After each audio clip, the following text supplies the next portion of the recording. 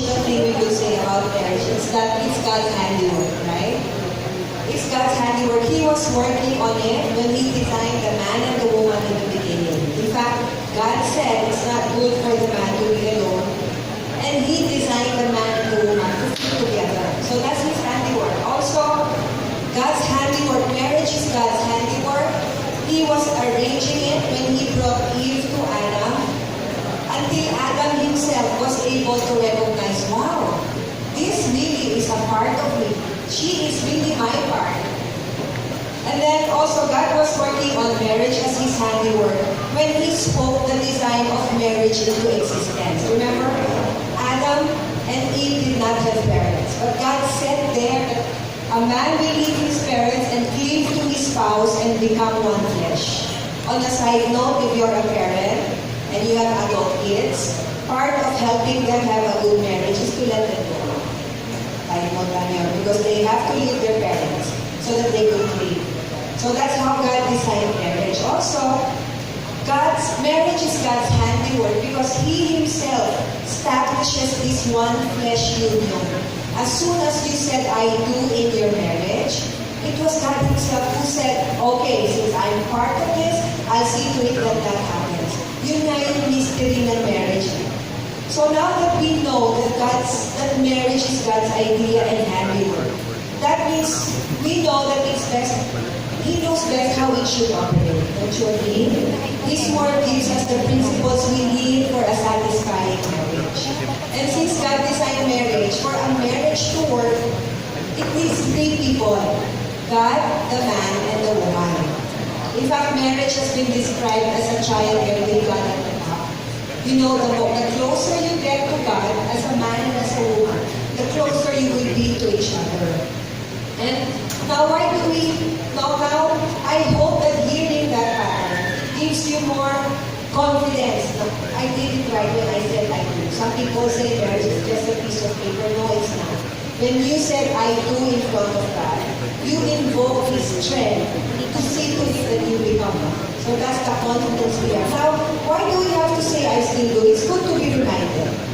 Now that we know more.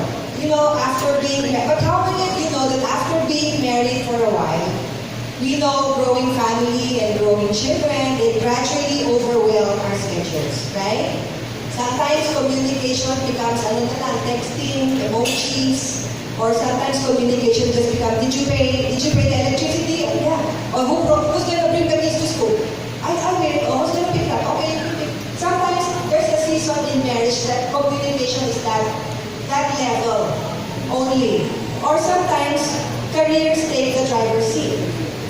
Or, you know, after being married for a while, challenging situations arise. Sometimes it's a personal challenge, or sometimes it's a marriage challenge. Or there will be staggering family dilemmas, or devastating disappointments, or overwhelming concerns, or sometimes we just graduate to the next season in life. So, and then, when this happens, sometimes, you know, when you think about it, when you're in the middle of these challenges, sometimes you think, marriage goes downhill after the honeymoon. You know, sometimes we think when life happens, we tend to forget that God is very much a part of our marriage. Life happens, we get distracted, and we start to act as if God's not there. God's not part of our marriage. God's relegated not to a belief or to a system, but you don't anymore feel His presence.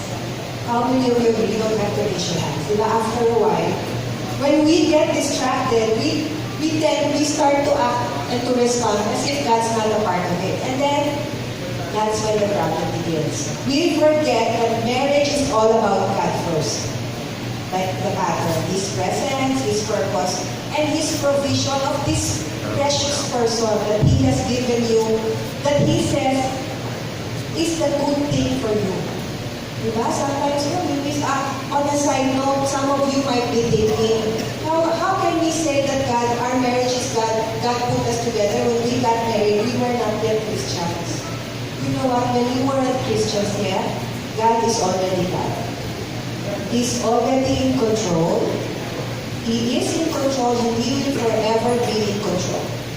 Sometimes I have met some couples that were not married, that were not Christians when they got married, and they would say, maybe if I waited until I became a Christian, I could have probably met a better person. That's not true.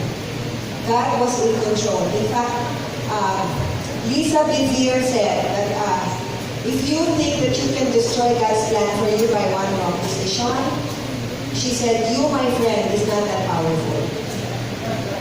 You cannot destroy God's plan for your life by one wrong decision. He's still in control. So don't say, sometimes we blame our husband or our wife. Sometimes we blame our spouse. Maybe if I didn't marry you, I gave a better wisdom. God planned it all along. So, and because we forget that marriage is all about God first, His presence, His purpose, and His provision. And then when we forget, we start to live our lives as if it's all about us. So that's when selfishness creeps in, self-centeredness creeps in. And that's when marriage issues start to creep in. So when you look at it, marriage issues arise because we have individual issues. And individual issues can only be resolved if we will all go back to the presence of God and remember who God is. So we need to understand, just like what Joe was saying, marriage ultimately is one of the main tools that God uses to help us grow more like Him. So it's not an end in itself, it's a tool. So the starting place in having a good marriage is in remembering that we need God's presence first because that's how God set the life. So could it be, let me ask you this today, could it be that the more we know and appreciate who God is, His character, the easier it will be for us to enter into His presence? And could it be that in marriage, when we constantly behold and remember who God is, the easier will it be for us to continually say, I still do. If we don't focus on each other all the time, what I mean by that is, when we're having situations, we'll not go back to our spouse and say, oh, you're the one. But if we go, just like what my husband was saying, that's what the garden is for. So today, I want us to look at certain attributes of God that only He has. This is not an exhaustive list, but this will help us say, I still do. So first, let's look at God. Our God is the God of no limits. Our God, the God of the Bible, is immeasurable. He's unquantifiable. He's uncontainable, unbound, and utterly without limit. I know for us, human beings, that's hard to imagine. Diba? Parang it's hard to imagine that someone has no end, someone has no limit. But that's who our God is. He is immeasurable. On the other hand, paradoxically, He's the one who measures all things. In fact, let me ask you, who has measured everything? God has, diba? Who has measured God? No one. No one can measure God. And looking at that, only God can set our limits. He lovingly teaches us our limits when He makes us, when we go through situations, when we go through our trials and discipline. But when we go through that, I hope that we will remember that God has designed our trials and our disciplines to remind us that we are limited. And only Him is limited. In fact, Philippians 4:13 says, I can do all things through Him who strengthens me. We can only do everything with God. How does this fact that God is an unlimited God help us to continue to say, I still do? This will help us look at our spouses, gives us wisdom regarding expectations. How many of you here know that honeymoons never last? They don't last, right? When we got married, we thought this person is all. This person is everything. He's perfect. He's perfect for me. But then, somewhere along the way, because sometimes we literally adore them because they have everything that we need. Right? When we got married, before you got married, this guy said, he's gonna take care of me. He's gonna pay for everything for me. And then when you're married, he starts counting, I've given you already 50,000 shopping money. Diba? Parang he starts to limit, but then sometimes we get disappointed, but let me tell you this, when we ask another human being to be unlimitedly trustworthy, We are asking someone who's only human to be like that. Only God is unlimited. Our spouses are limited. They will disappoint us. But the thing is, so let's look at God. How does God measure? How does God count? You know, the Bible says in Psalm 56:8, you have kept count of my losses. You have put my tears in your bottle. Are they not in your book? So here God is saying, He counts our sorrows and they're finite. So if you're going through sorrow right now, or if you're going through a difficult situation, God is saying, that's limited, it's gonna end.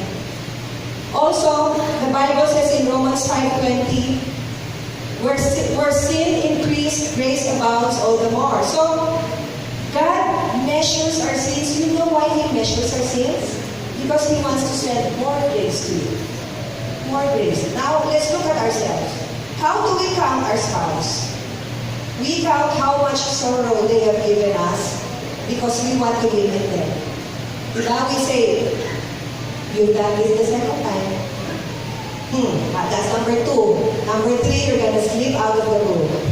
Diba? Parang we put limits. Also, we measure their shortcomings and we determine, I'm at the end of my ropes, I can make my progress. But could it be that the more conscious we are of God as part of our covenant, we will learn to measure like He does. And we will learn to take the measure of ourselves, our spouse, and our circumstances accurately. And we can say like David does, the boundary lines have fallen for me in pleasant places. Surely I have a delightful inheritance. So if we remember that God is the God of no limits, we could continue to say, I still do. Because even if we are both flawed and imperfect, this God who's a part of our covenant has no limits. And we can always go to Him for any limitations that we or our spouses have. The next is our God is the all-knowing God. God is incomprehensible. He knows everything. And then He knows all about us. Let me ask you to do this. Look at your spouse. Look at your spouse. And then put each other's hand. Okay, put your hand on your spouse's head. Both of you, put your hand on your spouse's head. Both of you. Okay? Yeah, on each other's head. Put your hands. Put your spouse's hand on your head, and then put your hand on your spouse. Like that. Okay. I'm gonna count. Like, close your eyes. Close your eyes. We're doing an exercise here. Okay, close your eyes. I'll count to 10. Okay, concentrate. Ha? Put your hands on your head. 1, 2, 3, 4, 5, 6, 7, 8, 9, 10. Okay? Okay, look up to me now. How many of you were able to know what your spouse was thinking about? How many? Can you raise your hands to ask me each other?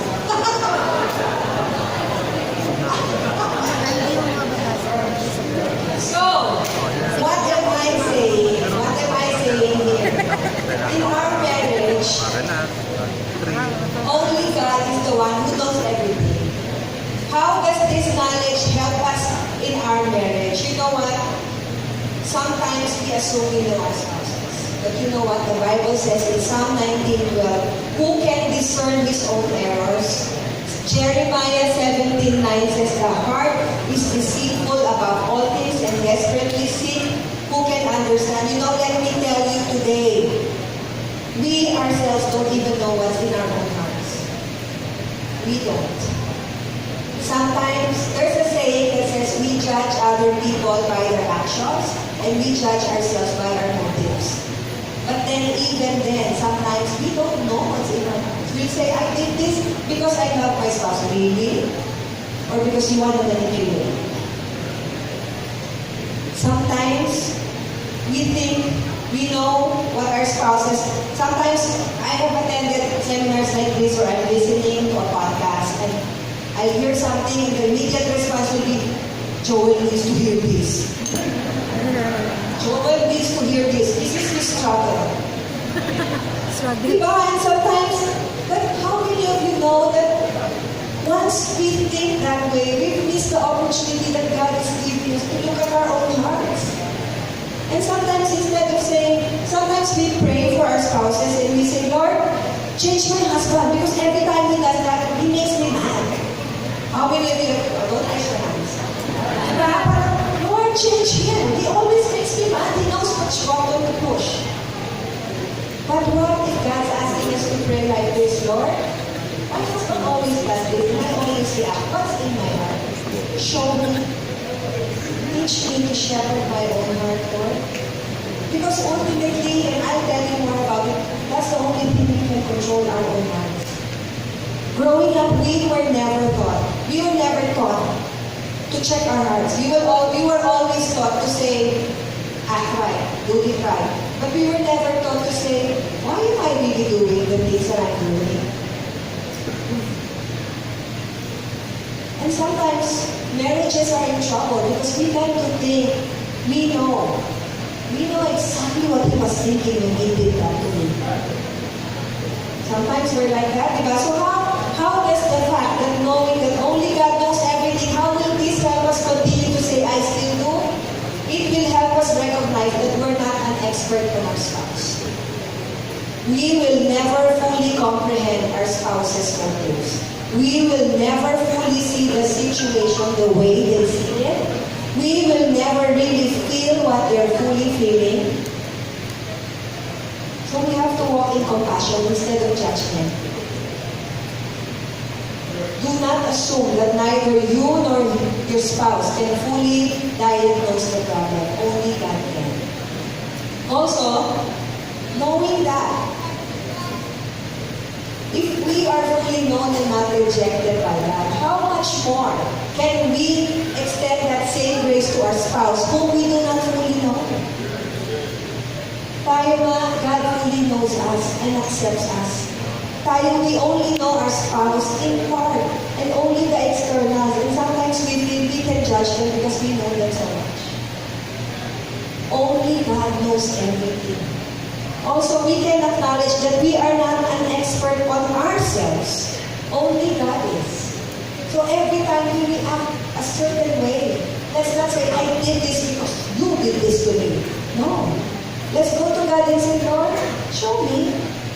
Why do I respond like this? And just like what Paolo and Jen said yesterday, let's look at our own hearts. Because that's the only thing we have control over. So we could continue to say, I still do, even if we can't figure each other out, because our God is the all-knowing God. And we can go to Him for everything else that we do not understand. The next is our God is the God of infinite creativity. Our God created everything. No one created Him. Right? He is the God of infinite creativity. How many of you know that when we have been married for a while, we tend to overlook the new things that God is doing? I was mistakenly thinking that the man I married 33 years ago is the same man I'm living with today. That's not true. This man has been through his walk with God. He has seen some rough times, yes, but he's not the same guy. How many of you know that? If sometimes we put our spouses in a box, and then we say, we miss out on the amazing transformations that God is doing in their lives. Also, when we've been married for a while, over-familiarity has a tendency to blind us, and then we get fixated on the old. And then we tend to lower our future expectations. We say we've accepted our spouses. Oh yeah, I've accepted you. You're only up to. You're not gonna change. I've accepted you. Sometimes we think we're being benevolent. No, I've accepted you already. You're not gonna change. It's okay. You'll always be forgetful. You'll always be harsh. But I have accepted you. Okay, we're okay. I'm not gonna leave you. But how many of us, we're putting a lid. It's like we're saying, God can create new things in this life. Also, so how will this truth help us to continue to say, I still do? We are free to rely on God when our hope for our marriage or a marriage situation dwindles to nothing. Sometimes when we've been married for a long while, sometimes I've met older couples, even the way they talk to each other. My mom, I would ask her, "Oh, Mom, you want to go with us to the grocery? How about this?" O sa Tagalog, ito, isasama ba natin ito?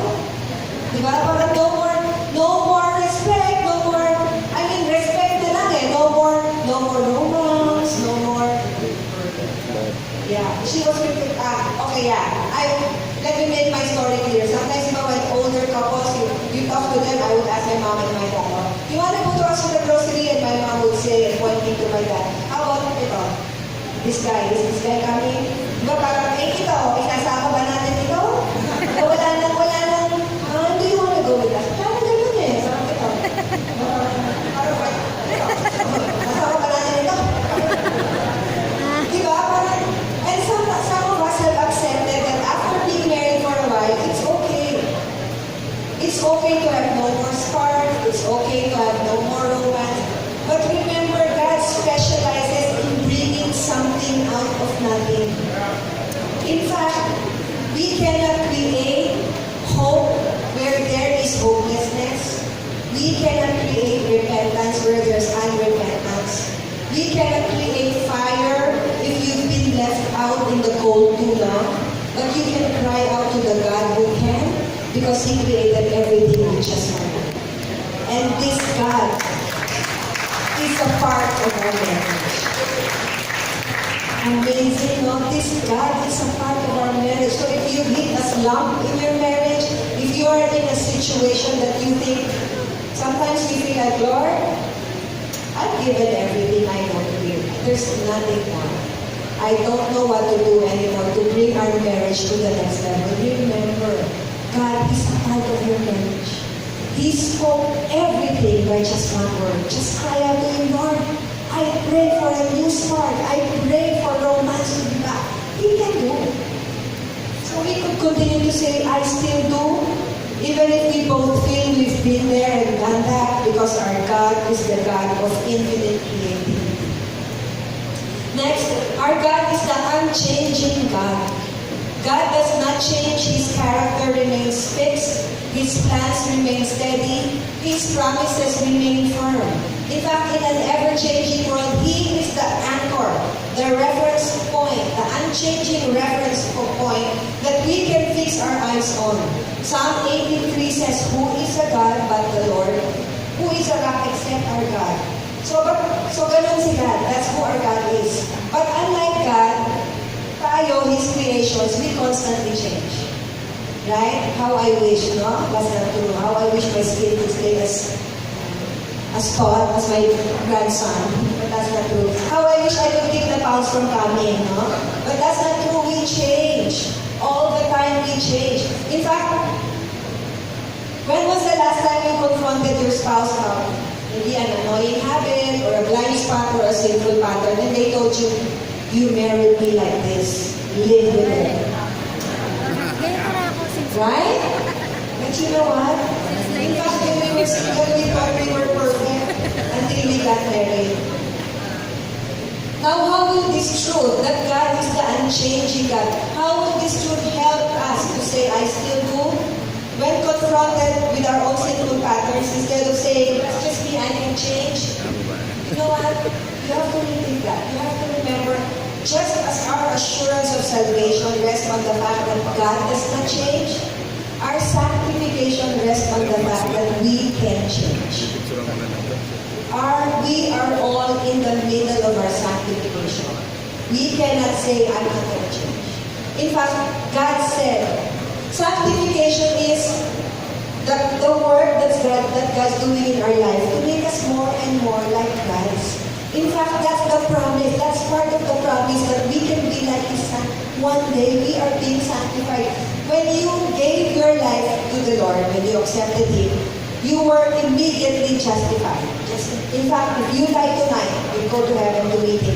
Sanctification is the process that we become more and more like His Son, like Jesus. So that's what He's doing. That's what we are all going through now. So for you to say, "No, this is me. You married me like this," you have to live it. You have to live with it. I am I'm not changing.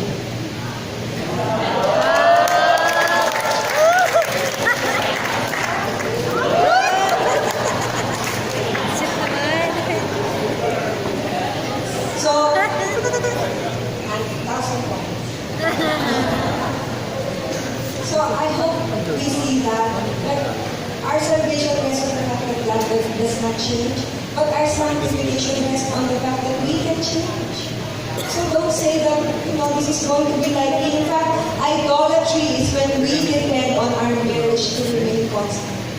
Sometimes also, we want our marriage to not hit any bumps, not hit any, slump. But that's idolatry. Things change. There will be different seasons. Idolatry is also when we believe that a difficult circumstance in our marriage will never change.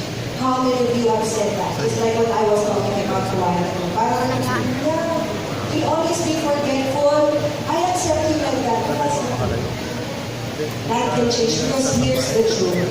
Every circumstance you encounter will change except the circumstance of your forgiveness. Jesus died on the cross and that has never changed. Every possession you own will pass except the pearl of your salvation. And every relationship you enter, even your marriage, will waver except your relationship with God as His Father. So during times that you think, wow, a lot of changes, Lord, we're going through a lot of changes. Lord, our marriage might go down the drain. No, you can say, I still do, even if we have been through hell and high water, because our God is the unchanging God.